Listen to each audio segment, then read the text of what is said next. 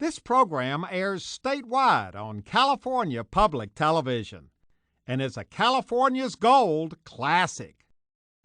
Hi, I'm Huell, and this is some of the most beautiful scenery you're going to find anywhere in California. Welcome to Joshua Tree National Monument, some 870 square miles of some of the most spectacular vistas that you'll find anywhere in the world. Now, we're here to take a close-up look at something that grows in abundance here. Some people think it's beautiful. Others think it's downright ugly. And if you decide to come along with us on this adventure, you can judge for yourself as we continue our search together for California's gold.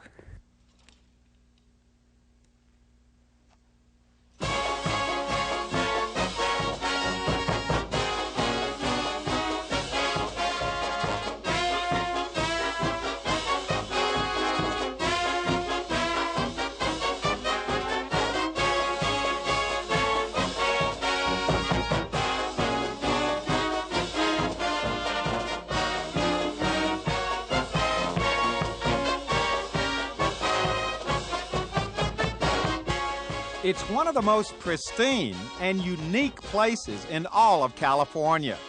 Over 500,000 acres of desert lands, located in Riverside and San Bernardino counties, about 40 miles northeast of Palm Springs. Created in 1936 to protect the area's fragile desert environment from developers and cactus poachers, it continues to be a sanctuary, and people come here from all over the world to enjoy the desert scenery, to climb on the huge rocks, and to look at the beautiful wildflowers. Now, we were there to look at trees, and we didn't have to look very hard either. They were everywhere. Their scientific name is Yucca brevifolia, but we know them as the good old Joshua trees. And since this was the Joshua Tree National Monument, this was obviously the place to get a close-up look at some dandies. So this is it. Yes, Huell, as far as we know, this is the tallest Joshua tree in the world. Now, how tall is the tallest Joshua tree in the world? I'm not sure of the exact height of this because it's not in print yet. The team that came out and measured it just did this last year. And the tallest recorded Joshua tree in the books right now of the giant trees of the world is about 32 feet. And if I remember right, this one is at least 2 feet taller than the one that's been appearing in the books for years. Now, how long would it take a tree to grow that tall? How old is that tree? Well, that's a good question. No one knows for sure because there's no way of aging these. Because they're not a true hardwood tree as we know them, they have no growth rings, and therefore we can't core them and age them. But if you think about the average growth rate, throughout the range of Joshua trees, they can show as little as 2 inches of growth a year up to about 6. And up here, we think that they grow somewhere around 2 to 4 inches a year. So this tree is hundreds and hundreds of years old. Hundreds and hundreds. It may be as old as 700 to 900 years. Other people have speculated that it's possible that it's only 300 years. And the difficulty with arguing over this is no one knows what the rainfall was 200 years ago. Yeah. And the one thing that we do know is that they're capable of quite a bit of growth if the water's available. This tree was first described by Fremont in 1840, and in his writings he described it as, in quote, the most grotesque member of the vegetable family I have ever seen.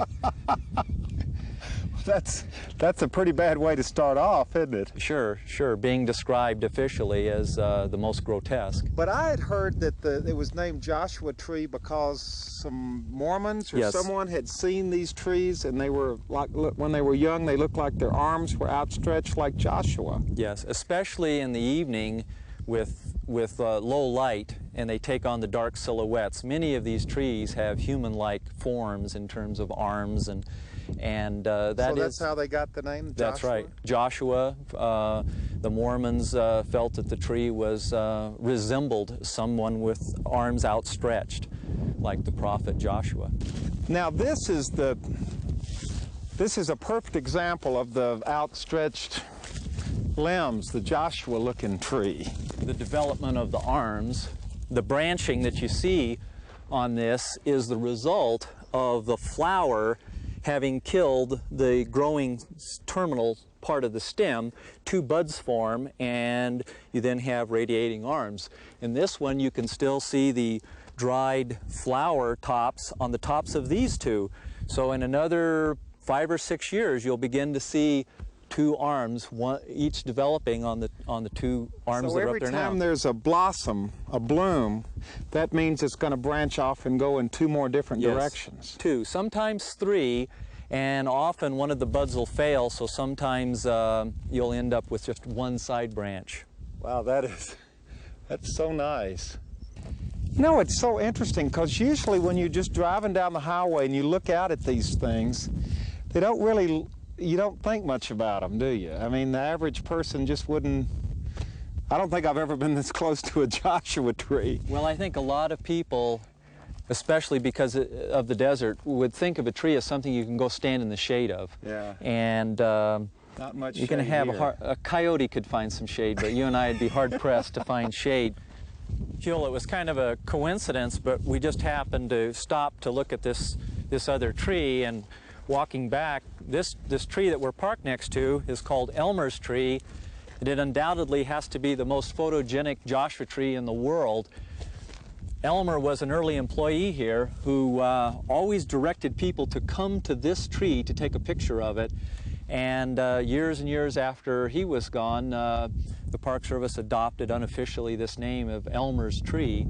And there's been more busloads of tourists from all over the world that have been emptied out here.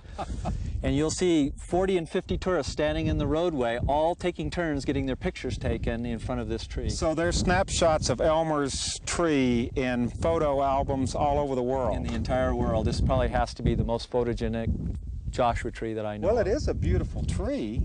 I don't know whether I would have stopped unless you told me to, but it's a beautiful tree. Elmer's tree. Now we're standing next to what has to be described as a biological curiosity. And that's the understatement, because this holds a record of sorts, doesn't it? Well, it does, in that, as you can see, it's a very tall tree, almost as tall as the tallest tree in the world. And the one thing the tallest Joshua tree. Tallest Joshua tree in the world, that's right. The one thing that's unique is it hasn't branched, which, as we said earlier, means that it hasn't flowered. So for hundreds of years, possibly, this tree has not seen fit to flower, and therefore it hasn't branched. Now, you've given this tree a nickname. Well, it's called the barber pole. And it looks like a barber pole. Is it ever going to split off, or is it just going to keep going straight up? Well, we don't know. What's wrong with this tree?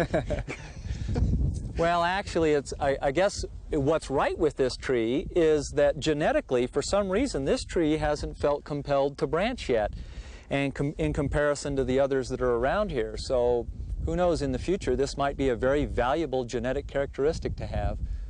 Wow, this is something. Straight up.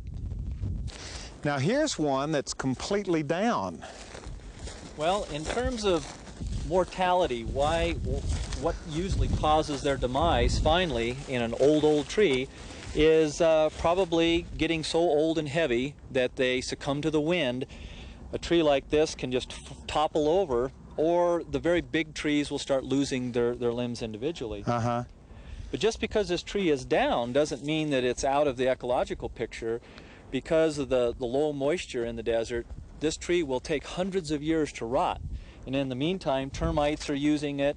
We have insects other than the termite. We have lizards eating the termites and eating the insects. We have snakes eating them. We have birds eating everybody else. And so even though it's down, this Joshua tree will play a valuable role for 100 years or so. So are there things living in here now beside termites? Yes. In fact, there's some little holes down here. The homes of kangaroo rats are provided extra shade by being in here, and maybe some extra protection from coyotes. No snakes? Well, yes, very likely that there's a snake or two in here too. Oh, boy, I just cut myself. Well, the edges of this remain sharp. and they're laced with mica grit that is incorporated into the Be more fiber, careful and it this makes them time. very Sharp. sharp. Wow. Kangaroo rat home over there. Right. These are strange trees, aren't they? Well, they're incredibly well adapted for the Mojave Desert. This is their home. This is where they survive. Does anything hurt them? Disease, pestilence? We don't know of a single pest or disease that's capable of killing one. They are infested by certain insects, but we don't know of a disease or an insect that's capable of killing one. I need one of these in my front yard. Right. Right. You don't have to spray them, you don't have to take care of them, you don't have to water them. That's right. They just grow. You just have to plant one that's already full size, or it'll be your great-grandchildren that will enjoy the shade from it. Now here's a group of people over here looking at the beautiful Joshua tree. What do you think about our Joshua tree here? They're very interesting. Never see anyone anyplace else in the world. Really? Really? Where are you all from? We're from Virginia. Well, now they don't have Joshua trees. No, but we have been in the Foreign Service and we've been around a lot of different places and never saw anything like this at all. Never. No, this is unique. This is California. Well, now, you know, a lot of people kind of make fun of the Joshua tree, say it isn't very beautiful. What do you think about it? Well, it's okay. It's not very beautiful, but it's different, and it's unique. The older ones are just magnificent. They look like really, they give the impression almost like an oak when you see the really old big ones. They have the big, thick bark. You sound Oh, like beautiful. you know a lot about Joshua trees. I come here often. I love Joshua. Really? Yeah. Now, do you come here a lot? No, well, she's, now that I've known her, she introduced me to the area. And I've seen some Joshua trees in the southern Sierras off of 395 up in that area, but nothing like this. Earlier, we saw some, like she said, they looked like oak trees. They were so huge. And I said, my God, I've never seen them so big. I don't know how long they take to develop in that size, but that was just tremendous. We stopped underneath one. I said, this is like being under an oak tree. Yeah. So I can imagine that when it's blooming. I've never seen them blooming, but she promises to take me back again. Huell, right now, we're at an overlook. We're looking back over a large valley called the Lost Horse Valley, which does have a lot of Joshua trees in it.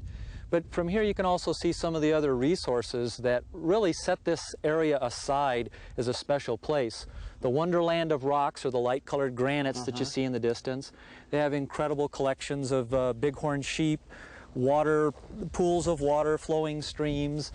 Joshua Tree National Monument was set aside to protect the Joshua tree, but there's a lot more out here, and even the cultural resources, the human inhabitation, old ranches, archaeological sites.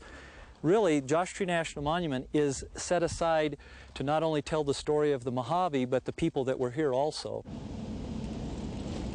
Well, the road was dusty and bumpy, and I wasn't sure exactly where we were going.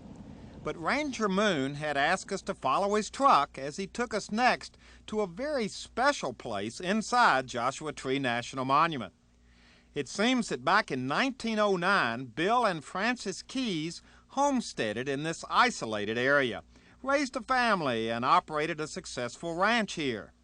In 1969, after Mr. Keyes' death, the land and the ranch were acquired by the National Park Service and preserved as an example of what an early desert ranch was like. These days, you can visit the old ranch on scheduled tours conducted by the rangers. On this particular day, our entourage arrived at the ranch accompanied by Willis Keyes, one of the Keyes children, who spent the first 15 years of his life growing up on this ranch. And he had lots of wonderful memories to share. Now this is the house. And out here in front, though, is the old well. Oh, look. This originally had a hand pump like this. Come on over here, let's talk about it. There wasn't any water piped into the house. You had a bucket on the sink and came out here to this hand pump and pumped your bucket full and took it in. And when I got old enough, that was my chore. Be sure and keep the bucket full on the sink. If it got empty and you were in trouble, that's the way it was. Was it pretty good water? It was very good water. Yes, it was. You never had to worry about how clean it was? No, or- just pump it out of there, keep it tight. Do you think there's still Around the water top down so in there rats now? wouldn't get it. What if we pick this thing up? Is there anything on? Well, I don't know whether we can get that up or not. Probably could. I don't see any water down there. Wow, but it's still the old well, isn't it? Yeah. Then we Where's the bucket? Well, I don't see the bucket. Now we're going to go into the house, and I think everything looks exactly like it did. Well, it's not as clean as it used to be, but it's here. Most everything is here. The essentials, you know. Well, now explain to us what we see in here. This is an old table. I think it was my grandmother's originally, and that's what we ate at. Then right behind it here, you see a door, and that's what we call the desert cooler. A desert cooler. I can't get it open, but it was a screened-in box out there with burlap over the outside and a pan up on top full of water, and the burlap went in it and siphoned out and kept the burlap wet all the time, and the breeze blowing through it kept things cool. So it was kind of like a old-timey air conditioner. That's it. For many years, that's all we had for cooling. Keep the butter in there and milk and whatever, you know. So that was before you had That was refrigerators. That was before that, right. And the old wood stove over here. So you actually used a wood stove. Always. A fireplace in the other room and a wood stove out here. That was the only heating facilities we had. Wow. And of course, that meant cutting wood. And when I got old enough, that was a chore that I keep the wood box full. I used to have a wood box set right there, keep that full of wood. Boy, you had a lot of chores. Quite a few, yeah. It kept you busy. Now we're back outside, and this, I don't even know what is all of this stuff? Well, it's a collection of many years living here. My dad collected anything that was available, you know. There used to be a lot of old mines out here. He never took anything without first having ownership to it. So if he saw a place and maybe the mine wasn't worth much, but it had a little machinery or a building on it that he liked, locate the mine, do the assessment per year, and then move the stuff here. Ah. There's Well, what was mining- he going to do with all this stuff? Well, use it sometime, you know, and we did use a lot of it because we lived out here where you couldn't run to the store for every little thing, bolt and a nut or a part. Yeah, you got 3 or 4 wagons just lined up in a row. Well, that was the way out here up until about 1920. You see a lot of these on the road out there. Uh-huh. Let's walk on down here. And even later, my dad used to use these. We used to break horses and mules, and these were a good thing to break them in on.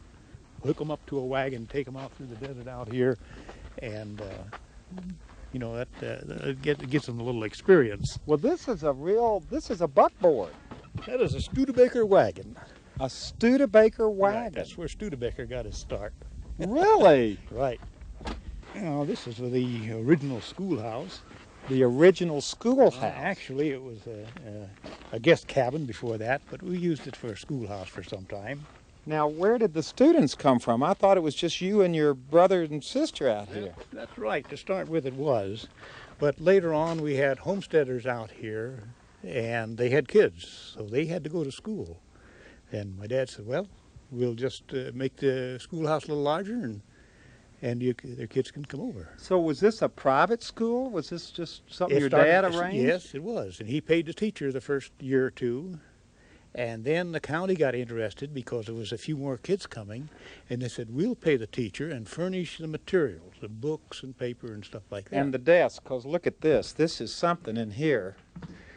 Now this is what you call a one-room schoolhouse. That's it. And a little room at that, Yeah. with the little desk here. Yeah. And Oh boy, they're falling apart too. yes, they are. They're getting kind of old. So you only had at best 1, 2, 3, 4, 5, 6, 7, 8 kids in I think here. that was more than we needed. Boy, I bet it's hot in here now. You can imagine what it was in the middle of summertime, you know, beaten down and no air conditioning whatsoever, no fan. So you endured, you know. Wow. If it got too bad, maybe we'd let school out a little early. I bet. And what was it like in the wintertime? It must have been freezing. Well, we had a pot-belly stove in here and stoked that up, and it wasn't bad. This is the littlest schoolhouse I've ever seen. Is it? Well, it served a purpose, you know. Well, you're an educated, literate man. It worked. Right inside that house. Yeah, that's where I got to start. Now, this is a project my dad started. It was probably not 1930. Originally, he started out laying rock and cement. You can see that lower part's rock and cement, hand laid. And then he built forms from there on up and poured concrete in, concrete and rock. So this was your own private dam up here. It really was. Originally, it was a dirt dam across there, and it washed out when we had a big thunderstorm, and that's what created this canyon going down through here.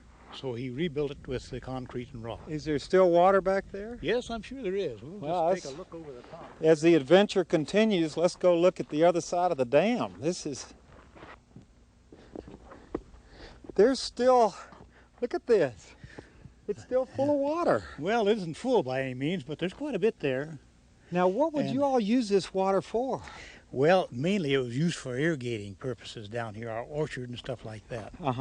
But it was also a nice swimming hole, and we used to have fish in it. Black bass and crappie. So this was the old swimming hole when it got too high. You betcha. And boy, it was nice too. Look at this. I learned to swim in this. This is just beautiful. What do you think people can gain from visiting your old ranch out here? Well, it would give an insight on one way of living, of how people got by out here in the desert. To me, it was an ideal way to live. But I think it would give people an insight on earlier times and probably a way of life that you don't see very much of anymore. I mean, this is basically something that's gone forever, isn't it? It really is, yes. It is. Yeah. Okay. Well, after we left Keys Ranch, we still had a lot to see. First off, Ranger Moon took us up to Keys View, where we had a breathtaking panorama into the Coachella Valley and Mount San Jacinto.